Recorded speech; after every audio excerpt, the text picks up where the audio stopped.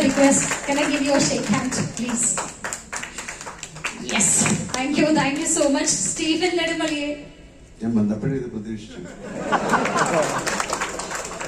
ഇത്രയും അടുത്ത ലാലേട്ടനെ കാണുമ്പോൾ സ്റ്റീഫൻ നെടുമ്പള്ളി, അബ്രാം ഖുറേഷി, എല്ലാ ക്യാരക്ടേഴ്സും ഇങ്ങനെ if you can touch me, I'm ice cold now. I don't know what I'm speaking. Absolute fangirl moment. അപ്പോൾ അബ്രാം ഖുറേഷിനെ കാണാൻ, സ്റ്റീഫൻ നെടുമ്പള്ളിനെ നമ്മൾ കാണാനായിട്ട് ഇനി ഏകദേശം മണിക്കൂറുകൾ മാത്രം ബാക്കി നിൽക്കുമ്പോൾ എല്ലാവരോടും എന്താണ് ലാലേട്ടനെ പറയാനുള്ളത്? ഓ ചെയ്യും. ഗുഡ് ഈവനിങ്, എല്ലാവർക്കും വാം വെൽക്കം.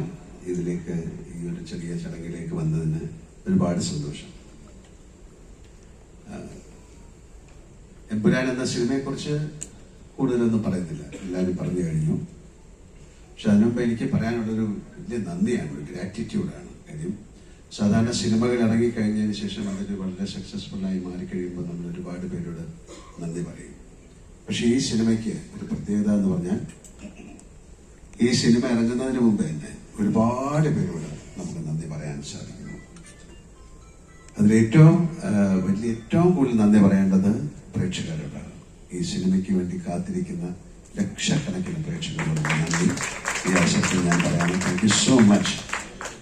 കേരളത്തിൽ മാത്രമല്ല, ഇന്ത്യയിൽ മാത്രമല്ല, ലോകം മുഴുവൻ ഈ സിനിമയെ ഉറ്റുനോക്കിക്കൊണ്ടിരിക്കുകയാണ്. ഇതൊരു അത്ഭുതമായി മാറിയിരിക്കുകയാണ്. ആന്റണി പറഞ്ഞ പോലെ ഒരു സ്വപ്നമാണോ എന്ന് പോലും നമുക്ക് തോന്നുന്ന തരത്തിൽ അത്രയും വളർന്നു കഴിഞ്ഞു എമ്പുരാൻ. നമ്മളൊരു സിനിമ തുടങ്ങുന്ന സമയത്ത് ഇത് ഏറ്റവും വലിയ ഹിറ്റായി മാറണേ എന്ന് പ്രാർത്ഥിച്ചുകൊണ്ടാണ് സിനിമകൾ തുടങ്ങുന്നത്.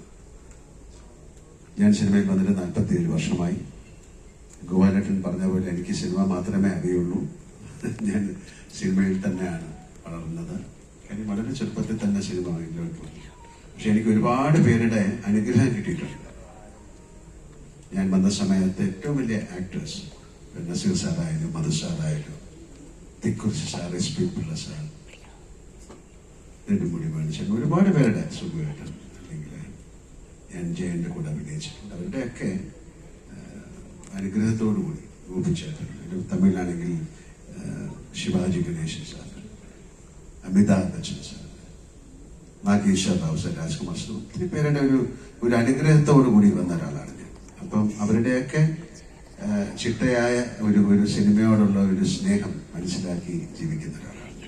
അതുകൊണ്ട് എനിക്ക് സിനിമ അല്ലാതെ വേറെ ഒന്നും ചിന്തിക്കാനുള്ള സമയം കിട്ടിയിട്ടില്ല, ഇനിയിപ്പോൾ ചിന്തിക്കാനുള്ള സമയമില്ല. എന്തായാലും ഞങ്ങൾ കുറേ സിനിമകൾ എടുത്തിട്ടുണ്ട്. വളരെ കാലം മുമ്പ് നമ്മൾ കലാപാനി എന്നൊരു സിനിമ എടുത്തു. അത് പാൻ ഇന്ത്യൻ അങ്ങനെയൊന്നും പറയുന്ന ഒരു വാക്കോ കാര്യങ്ങളോ ഇല്ല. മലയാള സിനിമയിൽ നിന്ന് അങ്ങനെ ഒരു സിനിമ ഉണ്ടാകുക എന്ന് പറയുന്ന അത്ഭുതമായിരുന്നു. ഞാൻ വാനപ്രസ്ഥം എന്നുള്ള സിനിമ എടുത്തിട്ടുണ്ട്. അതൊക്കെ സിനിമയിലേക്ക് അത്ഭുതങ്ങൾ ഉണ്ടാക്കി കൊടുത്തതാണ്. അതിന്റെ സാമ്പത്തിക ഭദ്രതയെക്കുറിച്ചോ അല്ലെങ്കിൽ സാമ്പത്തിക നേട്ടത്തിനെ കുറിച്ചോ അല്ല ഞാൻ പറയുന്നത്. കാരണം ആ സിനിമയോടുള്ള സ്നേഹം കൊണ്ടാണ്. അങ്ങനെ ആ ഒരു സിനിമ എടുക്കാൻ ആരും തയ്യാറാകില്ല. നമ്മൾ പലപ്പോഴും നമ്മൾ സ്വന്തമായിട്ട് സിനിമ എടുക്കുന്നത് നമുക്ക് ഇഷ്ടമുള്ള ഒരു സിനിമ എടുക്കാൻ വേണ്ടിയിട്ടാണ്. അങ്ങനെ ഒരുപാട് സിനിമകൾ എടുത്ത ശേഷമാണ് ഞാനും ആന്റണിയുമായിട്ട് ബന്ധപ്പെടുന്നത്. ആന്റണി എന്റെ കൂടെ സഞ്ചരിക്കാൻ തുടങ്ങിയിട്ട് 37 വർഷങ്ങളായി. അത് വലിയ വർഷമാണ്.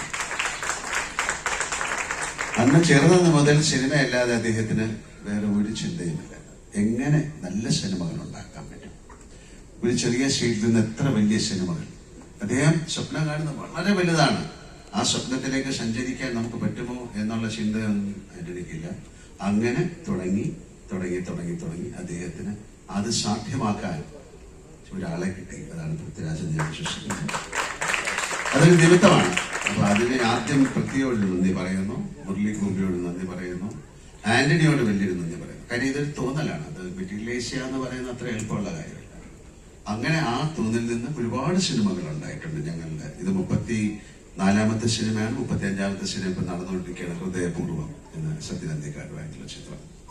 എന്തായാലും ആന്റണി പറഞ്ഞതുപോലെ ഇത് ലൂസിഫറിന്റെ വിജയമാണ്